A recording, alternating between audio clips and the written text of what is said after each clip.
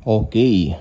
Alam po ba ninyo kapag nasabi ko yung gusto kong sabihin ngayon, marirealize nyo, ang sarap pala at ang gandang maging Kristiyano. Kasi Christianity is not a religion. Okay, first and foremost, I would like you to know what is the meaning of religion. Sa wikang Grego, ito po ay religare. It means something that you do to reach God from the sky. So, ibig sabihin, you are efforting to reach the Lord. Which is, sa bagsak nating kalagayan, it's very impossible. Kahit kaninong tao. Kahit sinong tao. No way. No way. Walang makakagawa nun. Kaya nakalagay po sa Bible, yung hindi kayang gawin ng tao, ginawa ng Diyos.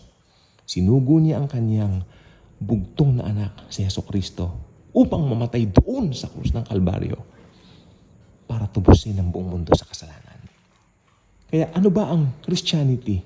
Nakakalungkot that they view Christianity as one of the religions in the world, which is wrong. Hindi po religion ang Christianity. Christianity is a relationship with the living God. Pero, paano ka ba nagkaroon ng relationship? Simple lang po yan. Dahil naniwala ka na namatay si Jesus sa krus ng Kalbaryo. Period. Naniwala ka na walang ibang daan sa langit maliban si Jesus lamang. Amen? At after that, nagkaroon ka na ng relationship. Okay. After that, masasabi mong tinanggap mo na si Jesus bilang Lord and Savior mo. But, kailangan mo munang maniwala sa tinapos niyang gawa. Believing equals everything.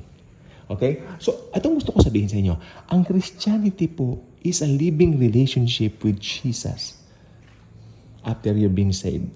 Okay?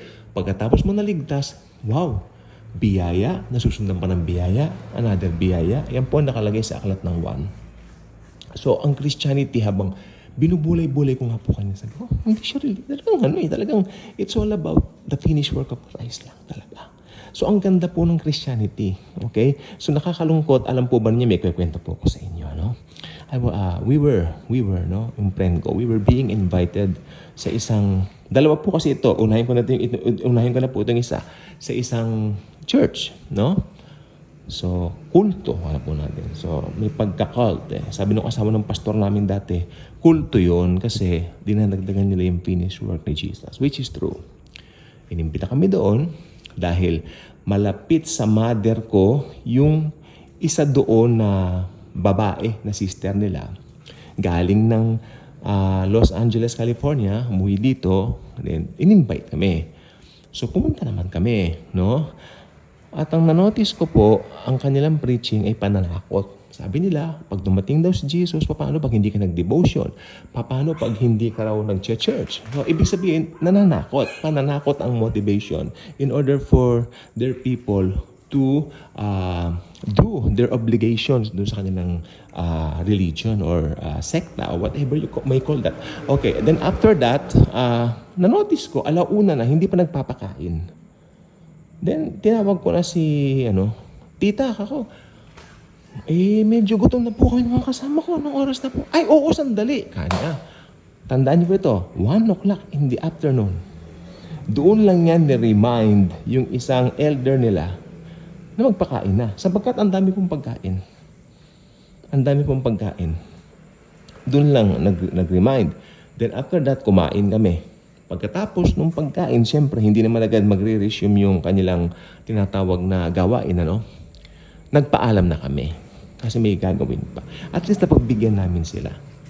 Pero nakakalungkot at nakakapagpasalamat kami sa Panginoon kasi alam namin yung totoong gospel.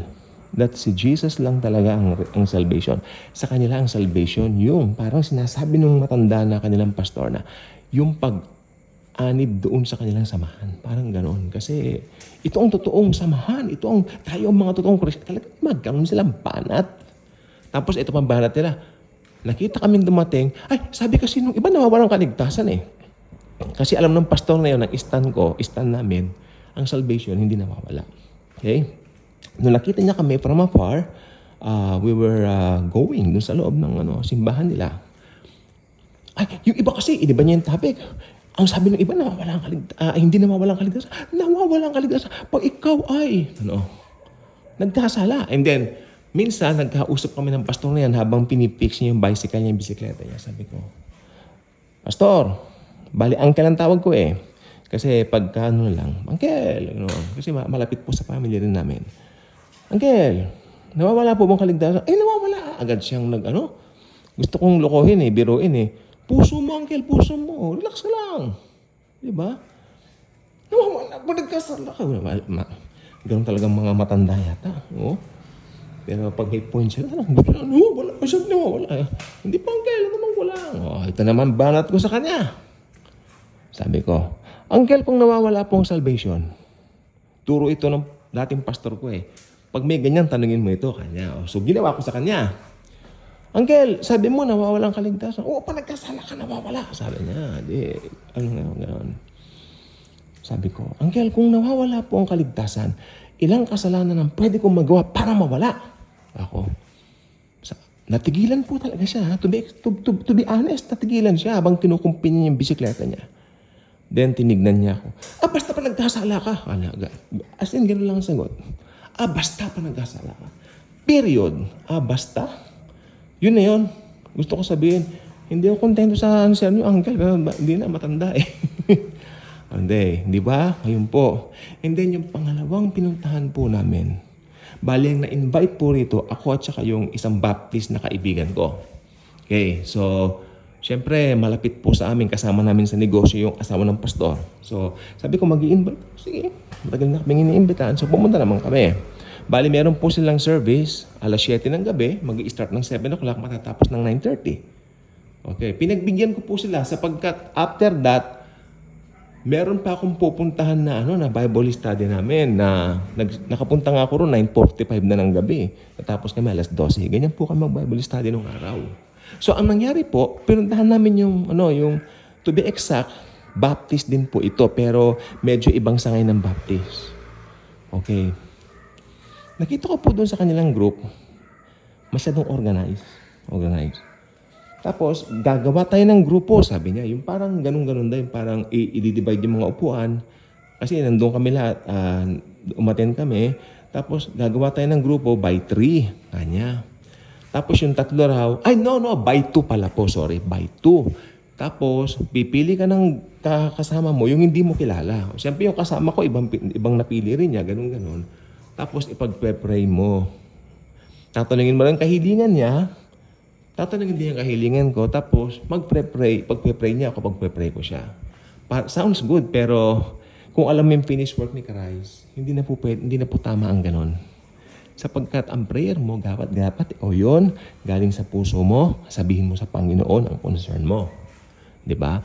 And then, right after that, pinagmalaki ng pastor nila. Ay, kahong ganon. Inaabot din pala kayo ng gabi, pastor, sa inyong gawain. Oo, sabi niya, talaga. Alam mo ba, kanya ramen. Kami ni ate mo, kanya yung kasama namin sa negosyo. Maaga kaming gumigising as early as 3:30. Ano po? 3:30? Nananaginip pa lang ako niyan. Naghihilik pa lang kami. Oo. Bakit po? Kasi dapat pag 3:30, maghihilamos na kami, sabi niya. At magsusuot kami ng kahit paano, komportableng damit. Hindi naman yung panlakad, pero pambahay din lang. Bakit po ako? Sapagkat pagdating daw ng 4 a.m., pag-strike ng 4 a.m., mananalangin sila. Hanggang alas 6 ng umaga. Parang yung Koreanong mentor namin dati, pero umalis ako doon. Sabi ko, ayoko na. Oo, dahil talagang very big deal. Sabi niya, if you pray a lot, you will be blessed more. Sabi ng Koreano sa amin. If you want to experience the Holy Spirit, you have to pray long hours. Sabi niya, pinagmalaki niya, syempre, sarili na naman niya. I pray every day. Sabi niya, 6 hours. From 6 to 12. Nagkatingin na kami ng mga kasama ko, that's too impossible. Hindi totoo yun. That's too impossible. Too good to be true. Too good to be true. So, minsan nagyayabang. Alam niyo po, ang mga religion mayabang. They are boasting about what they can do for God. But tayo mga Kristiyano, we are boasting about what Christ has done for us. And that's very important because the finished work of Christ is everything. At ito ang dapat malaman ng buong mundo. Ito ang dapat nating iparating sa buong mundo na si Kristo namatay sa krus once for all time para bayaran ang kasalanan natin. At ang good news, ito na po, kung maniniwala ka na He died for you, okay, He gave His life for you, He shed His blood for you, that's the power. That's the power of the cross in order for you to be saved. Yan ang magligtas sa iyo. Kaya after that, magkakaroon ka ng, sabi ng aklat ng 1:3-16, magkakaroon ka ng buhay na walang hanggan.